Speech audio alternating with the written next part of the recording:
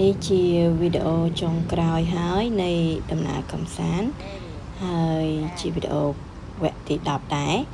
ឥឡូវកំពុងតែដើររថភ្លើងដើម្បីឡើងទៅកន្លែងរថភ្លើងមួយទៀតដែលជិះដល់ពលានហោះតែម្ដងហើយយើងក៏នឹងធ្វើដំណើរទៅទីក្រុងភ្នំពេញវិញឥឡូវទីតាំងកន្លែងហ្នឹងគឺយើងឡើងទៅ Express Road ច្រឡំឡើងទៅ Express train គេអញ្ចឹងឥឡូវ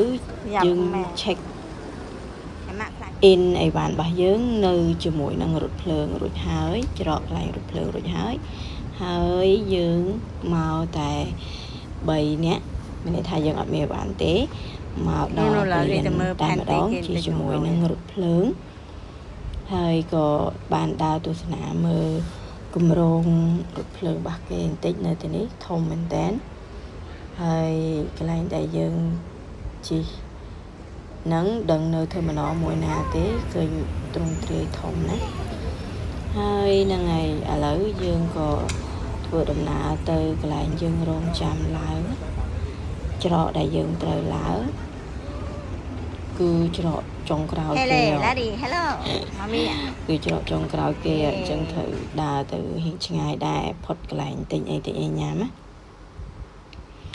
ហ្នឹងហើយអញ្ចឹងកំឡុងពេលរងចាំយើងរៀងលេងតិចទៅណាដើរ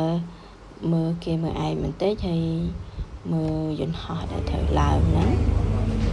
ហើយយើងចាំប្រហែលជា1ម៉ោងឥឡូវបានឡើងហើយនៅក្នុងយន្តហោះមានអីគេខ្លះចាំមើលដោយសារហ្នឹងយ៉ាងអញ្ចឹងគេមាន packet តិចតួចដែលដូចជា sticker pens or color ហើយក៏បានឲ្យ gift ហ្នឹងទៅបងប្អូនដែរដោយសារឡារីអត់ត្រូវការទេ I'm gonna give this to Monko. I mean ថ្ងៃនេះត្រៀមឡើងហើយជិះយន្តហោះរៀងតម្រាំមកឡើងរៀងយូរដែរទៅរកកន្លែងផ្លូវឡើងរបស់គេហ្នឹងឥឡូវបានឡើងហើយយើងមើលពីចម្ងាយទៅឃើញពលានម៉ាឡេស៊ីហើយនឹងឲ្យថតពីកញ្ចក់គេអត់សូវច្បាស់ទេអញ្ចឹងរូបភាពក៏អត់សូវច្បាស់ដែរអញ្ចឹងបានឡើងប្រហែលមួយស្ទុះយើងក៏បានទទួលអាហារថ្ងៃត្រង់ភាសាជីវេថ្ងៃត្រង់យើងទទួលបានអាហារថ្ងៃត្រង់របស់គេបានចប់បែបអាហារម៉ាឡេណាហើយយើងជិះមកផ្លេចដល់ទីក្រុងភ្នំពេញហើយ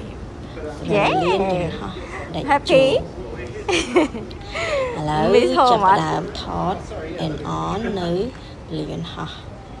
តែចូលបន្តិចមកដល់ហើយតុងជាប្រទេសកម្ពុជា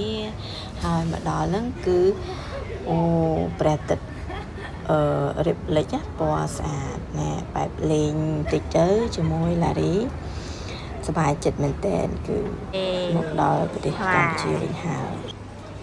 ហ្នឹងហើយអញ្ចឹងយើងក៏មិនចាំយូរដែរទៅ check out អញ្ចឹងយើងមើលអីវ៉ាន់ហើយដើរថតនៅពលានហោះបន្តិចទៅកំឡុងពេលយើងរងចាំជួយយកទេអត់ឃើញណាយើងមកចង់ភ័យដែរអីកបោរបស់យើងអត់ check in នៅក្នុងពលានហោះទេគឺយើង check in តាំងពីនៅផ្លូវរថភ្លើងកន្លែងរថភ្លើងគេតែម្ដងចូលឡើយឥឡូវជាលើកទី1ដែលជិះឡានក្រុងពីពលានយន្តហោះដែលចូលមកអញ្ចឹងវីដេអូយើងក៏ចប់ប៉ុណ្្នឹងដែរបាយបាយ